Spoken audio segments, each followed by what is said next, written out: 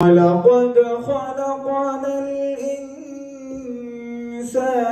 ونعلم ما توسوس به نفسه ونحن أقرب إليه من حبل الوريد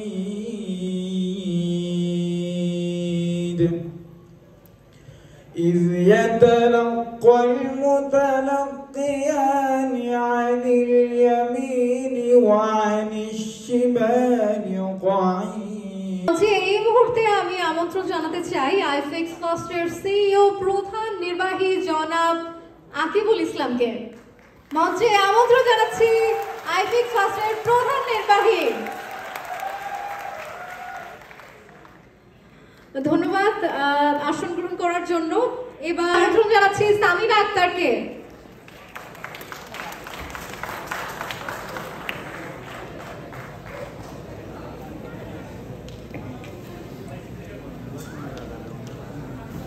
এবং সামিনা আক্তার তাকে সম্মাননা তুলে দেওয়ার জন্য মঞ্চে ক্রেস্ট নিয়ে হাজির হয়েছেন আমাদের আরো একজন ভলান্টিয়ার এবং সামিনা আক্তারের হাতে সম্মাননা তুলে দেবেন আজকের প্রধান অতিথি জনাব জেসমিন আক্তার ম্যামকে।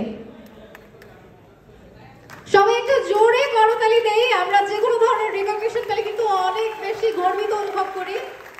আজকের শিক্ষার্থীকে সম্মাননা দিচ্ছেন আজকের বিশেষ অতিথি জেসমিন আক্তার ম্যামকে।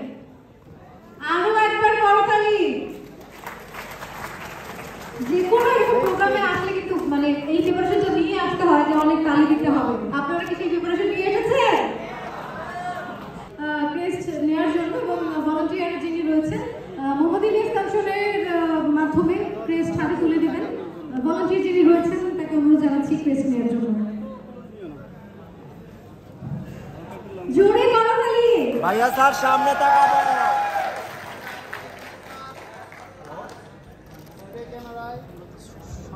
পরবর্তী ক্যাটাগরিতে যে শিক্ষার্থী রয়েছেন, বি ক্যাটাগরিতে যারা রয়েছে যে শিক্ষার্থী, তাদেরকে মঞ্চে আমন্ত্রণ জানাচ্ছি ক্রেস্ট হাতে তুলে নেওয়ার জন্য এবং তাদেরকে সম্মাননা এবং ক্রেস্ট তুলে দেওয়ার জন্য আজকে আমন্ত্রিত অতিথি যারা রয়েছেন তাদের মধ্য থেকে বিশেষ অতিথি জনাব ওয়াহিদুল হোসেন দীপু স্যারকে অনুরোধ করছি ক্রেস্ট তুলে দেওয়ার জন্য। এবং মঞ্চে উপস্থিত রয়েছেন আইফিক্স ফার্স্ট ট্রেনিং সেন্টারের ভলান্টিয়ার।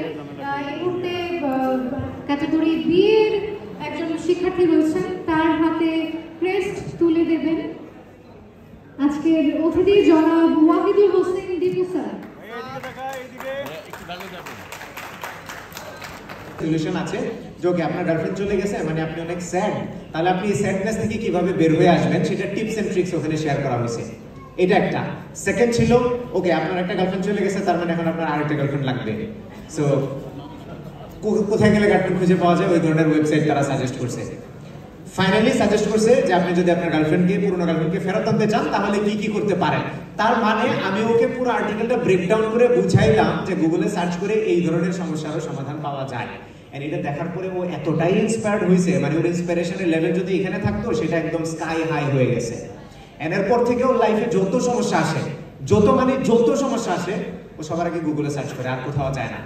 এন্ড একদিন এমন হয়েছে যে ওর প্রচন্ড পরিমাণে দাঁতে ব্যথা হয়েছে, তো আমার কথা মনে করছে আরে গুগলে তো সার্চ করতে হবে। সো যেহেতু দাঁতে ব্যথা হয়েছে ও গুগলে সার্চ করছে টিথ পেইন বা টিথ এক এই টাইপের জিনিসপত্র লিখে যে দাঁতে ব্যথা হয়েছে। এখন গুগল তো জেনারেল সার্চ রেজাল্ট দেয়, তাই না? তো ওখানে সে একটা আর্টিকেল পড়তেছে, ও আবার ইংরেজিতে অত বেশি ভালো ছিল না, সে ওইটাকে ট্রান্সলেট করছে গুগল ট্রান্সলেটারে। আর আপনারা যদি জানেন কেউ, কারো যদি এক্সপিরিয়েন্স থাকে, আমি 2011-12 সালের কথা বলছি, তখন গুগলের ট্রান্সলেটর খুবই বাজে রকমের ছিল। তো ওই ট্রান্সলেট করা আর্টিকেল ও পড়তেছে, ওখানে আমি খুব সংক্ষেপে বলি আর্টিকেলটা এরকম ছিল যে দাঁতের ব্যথা কয়েক ধরনের হয়, ওই দাঁতের ব্যথার বিভিন্ন লেভেল থাকে, বিভিন্ন স্টেজ থাকে। আপনার যদি একদম বেসিক লেভেলের ব্যথা হয় তাহলে পাড়ার ফার্মেসি থেকে একটা পেইন কিলার খেয়ে নেন, you will be fine. But আপনার দাঁতের ব্যথা যদি মিডিয়াম লেভেলে হয় তাহলে আপনি কোনো একজন ডেন্টিস্টের সাথে কথা বলেন, ডেন্টিস্ট দেখান এবং তার প্রেসক্রাইব করা ওষুধ খান। এই দুইটা পর্যন্ত ওকে ছিল। বাট 3 নাম্বার স্টেজ যেটা, সেখানে বলছে যে আপনার দাঁতের ব্যথা যদি এক্সট্রিম হয়, মানে অনেক বেশি ব্যথা, তীব্র ব্যথা যদি হয়, তাহলে কয়েকটা পসিবিলিটি আছে। অনেকগুলো পসিবিলিটির মধ্যে একটা পসিবিলিটি হচ্ছে মেবি আপনার এই তীব্র দাঁতের ব্যথার কারণে আপনার ব্রেইনও সমস্যা হইতে পারে। এটা একটা পসিবিলিটি ছিল। আর যদি আপনার ব্রেনে সত্যি সত্যি সমস্যা হয়ে থাকে, আপনারা অনেকেই জানেন যাদের দাঁতের ব্যথা হয়, যখন দাঁতের ব্যথা হয় তখন কিন্তু মানে মাথা ওলায় যায়, মানুষ উল্টাপাল্টা কথাবার্তাও বলে। তো এটা সমাধান কি?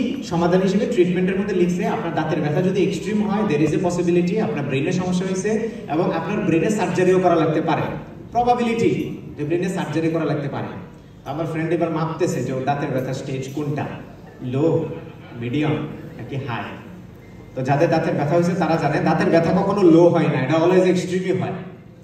তো ওর কাছে মনে হয়েছে দাঁতের ব্যথা এক্সট্রিম, এন্ড ও ধারণা করে নিয়েছে ওর ব্রেনে প্রবলেম হয়েছে, এখন ওর সার্জারি করা লাগবে। তো তাড়াতাড়ি হাসপাতালে একজন নিউরোলজিস্টের অ্যাপয়েন্টমেন্ট নিছে। তার আগে ওর বাসায় ফোন দিয়েছে, ফোন দিয়ে ওর বাবা বলছে আব্বা আমার তো ব্রেনে প্রবলেম হয়েছে, ব্রেনে তো অপারেশন করা লাগবে।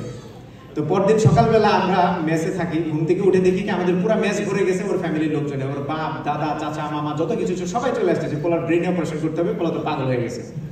তো ল্যাবে গিয়ে একজন নিউরোলজিস্টের অ্যাপয়েন্টমেন্ট নিয়ে ওকে দেখাইতে গেলাম। যাওয়ার পর আমরাও কয়েকজন সাথে গেছি। তো ডক্টর ওকে জিজ্ঞেস করলো যে আপনার কি হয়েছে, বলে আমার ব্রেনে তো অপারেশন করা লাগবে। তো ডাক্তার হাসতেছে যে আমি ডাক্তার, আমি ডিসাইড করবো কি করবো, এখন আপনি বলতেছেন ব্রেনে অপারেশন করা লাগবে, আচ্ছা আপনার সমস্যাটা কি হচ্ছে আমাকে বলেন।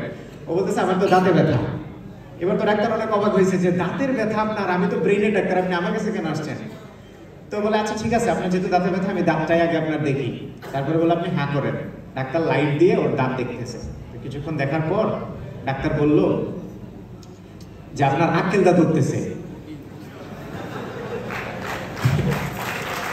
আক্কেল দাঁত উঠে, আক্কেল দাঁত ওঠার সময় দাঁতে অনেক ব্যথা হয় না, তো ওই ব্যথায় ও চলে গেছে নিউরোলজিস্টের কাছে। এখন এত লম্বা গল্প আপনাদেরকে কেন বললাম? মোরাল অফ দ্য স্টোরি কি? মোরাল অফ দ্য স্টোরি হচ্ছে আমরা সবাই জানি যে আমাদের লাইফে একজন মেন্টর, একজন ইনস্ট্রাক্টর, একজন গাইড করার মতো ব্যক্তি কতটা ইম্পর্টেন্ট, তাই না? কিন্তু এই গাইড করার মতো ব্যক্তিটা যদি হয় গুগল, সে আপনাকে এমন দিশায় নিয়ে যাবে, এমন জায়গায় নিয়ে যাবে যেখানে আপনি এই ধরনের অধঃপতনের শিকার হবেন। একজন ইনস্ট্রাক্টর আপনার লাইফে অনেক গুরুত্বপূর্ণ ভূমিকা পালন করতে পারে। আমি বিশ্বাস করি আপনারা এখানে যারা আছেন, যারা আজকে অ্যাওয়ার্ড নিচ্ছেন, যারা স্কিলগুলো অর্জন করেছেন, আইফিক্স ফার্স্টের পক্ষ থেকে আপনারা বেস্ট ইনস্ট্রাক্টর পেয়েছেন। যে মেন্টরদেরকে পেয়েছেন তারা আপনাদেরকে প্রপারলি গাইড করতে পেরেছে এবং এরকম দাঁতের ব্যথা নিয়ে নিউরোলজিস্টের কাছে আপনাদেরকে পাঠাবে না, আমি 100% শিওর। সো আপনারা সবসময় চেষ্টা করবেন আপনাদের ইনস্ট্রাক্টরদেরকে ফলো করার, ইনস্ট্রাক্টরদের গাইডলাইনগুলো ফলো করার, এবং সবচেয়ে বড় যে বিষয়টা আপনাদের মানতে হবে, যেটা ফলো করতে হবে, যেটা আমি আমার লাইফে লার্নিং থেকে বলছি, সেটা হচ্ছে নেভার স্টপ লার্নিং।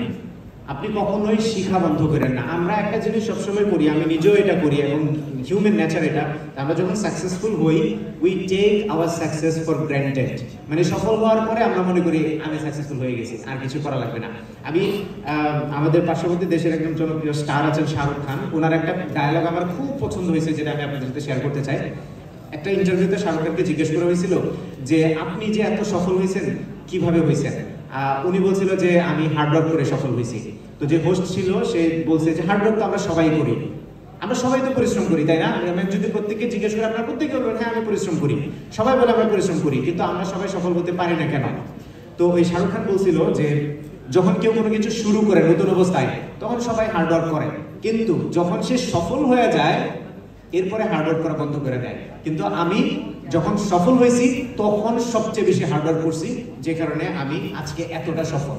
সো আমি আপনাদেরকে বলবো এখানে যারা আছেন, আমি ধরে নিচ্ছি আপনারা সবাই সফল, কিন্তু সফল হয়েছেন বলেই যদি আপনার সফলতাকে আপনি মনে করেন যে আমি সফল হয়ে গেছি আর কিছু করতে হবে না, তাহলে আপনি আপনার জীবনের সবচেয়ে বড় ভুলটা করবেন। সফল হওয়ার পরেই সবচেয়ে বেশি হার্ডওয়ার্ক করতে হবে। এবং যে মেসেজটা আমি আপনাদেরকে দিতে চাচ্ছিলাম, শেখাটা বন্ধ করবেন না। যত এক্সপার্টই আপনি হয়ে যান না কেন, শেখাটা কন্টিনিউ করেন। আমি বিশ্বাস করি আমাদের দেশে এই মোবাইল রিপেয়ার ইন্ডাস্ট্রি বা মোবাইল অ্যাসেম্বলি ইন্ডাস্ট্রিটা আরো বেশি গ্রো করবে, অনেক বুম করবে। আমরা অলরেডি দেখছি বুম হচ্ছে, সামনের দিকেও হবে এবং আপনাদের কাজের এই ডিমান্ড অনেক অনেক বেশি বাড়বে। আইফিক্স ফার্স্টকে আমি আবারও ধন্যবাদ জানাতে চাই এরকম যুগোপযোগী একটা আয়োজন করার জন্য এবং আপনাদেরকে এভাবে দক্ষ হিসেবে গড়ে তোলার জন্য। ওয়াহিদ ভাই যেটা বললেন একটু আগে, যে উইমেন এম্পাওয়ারমেন্ট নিয়ে কাজ করছে, আমাদের দেশের আইটিতে মেয়েদের যে অংশগ্রহণ সেটা পরিমাণে একটু কম ছেলেদের তুলনায়। আমি বিশ্বাস করি এই উদ্যোগের মাধ্যমে সেই পরিবর্তন বা সেই গ্যাপটা অনেকাংশেই কমে যাবে। আবারও সবাইকে অনেক ধন্যবাদ, আপনাদের জন্য অনেক অনেক শুভকামনা। আসসালামু আলাইকুম।